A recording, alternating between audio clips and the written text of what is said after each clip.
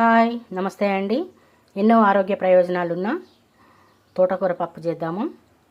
దానికి కావలసిన పదార్థాలు: ఆనియన్ ఒకటి సన్నగా కట్ చేసుకున్నది, కరివేపాకు కొంచెం, పచ్చిమిర్చి, మనం చింతకాయ పొట్టు తీసుకొని ఉప్పు పసుపు వేసి చేసి పెడతాం కదా, అది కొంచెం తీసుకున్నాను.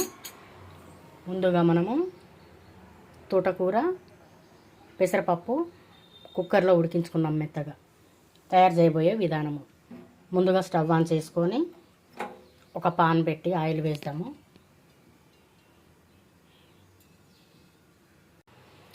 ఆయిల్ మంచిగా వేడైంది.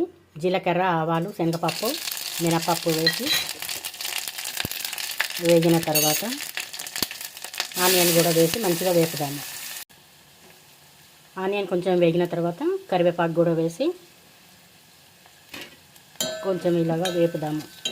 ఈ ఆనియన్ వేగే అంతలో ఒక చిన్న మిక్సీ జార్ తీసుకొని పచ్చిమిర్చి పేస్ట్ చేసుకుందాము.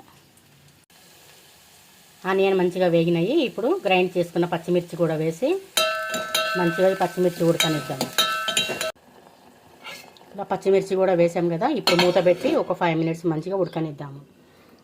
ఈలోపు మనము ఈ చింతకాయని మెత్తగా చేత్తో పిసికి మంచిగా రసం తీసుకుందాం.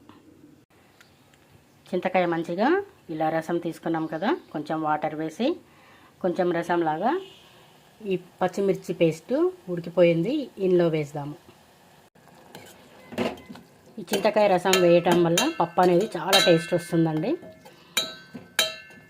హెల్త్కి కూడా మంచిది, కానీ చింతపండుకు చాలామందికి పడదు కదా, అందుకని చింతకాయ ఈ విధంగా వేసుకోవచ్చు మనము. ఇప్పుడు ఈ చింతకాయ మొత్తం మంచిగా ఉడికిపోయింది. మనం ఆల్రెడీ పప్పు తోటకూర ఉడకబెట్టుకున్న మిశ్రమాన్ని ఈ పచ్చిమిర్చి పేస్ట్లో మొత్తం వేసి మళ్ళీ మొత్తం కలియపెడదాము. ఇప్పుడు ముందుగా ఉడకబెట్టుకున్న పప్పు మొత్తం ఈ పోపులో మంచిగా వేసాం కదా, మొత్తం కలియపెడదాము. ఎన్నో ఆరోగ్య ప్రయోజనాలు ఉన్న తోటకూర పప్పు రెడీ అయిపోయిందండి. ఇది రోటీస్లో అయినా, చపాతీలో అయినా, రైస్లో కూడా తినవచ్చు. చాలా బాగుంటుంది. మొత్తం ఒకసారి కలియపెట్టి ఒక 2 minutes మళ్ళీ మూత పెట్టి కొంచెం ఉడకనిద్దాం, అంతే, ఎక్కువ అవసరం లేదు. మళ్ళీ ఒకసారి మూత తీసి చూద్దాము. వావ్, సూపర్గా అయిపోయిందండి. ఇంతే సరిపోతుంది. ఇక పుల్ల పుల్లగా, కారం కారంగా చాలా బాగుంటుందండి. టేస్ట్ కూడా సూపర్గా ఉంటుంది, అలాగే హెల్త్కి కూడా చాలా మంచిది. రోటీస్లో, చపాతీలో, రైస్లో కూడా తినవచ్చు. మీకు నచ్చితే ఒక లైక్ చేయండి. Thank you.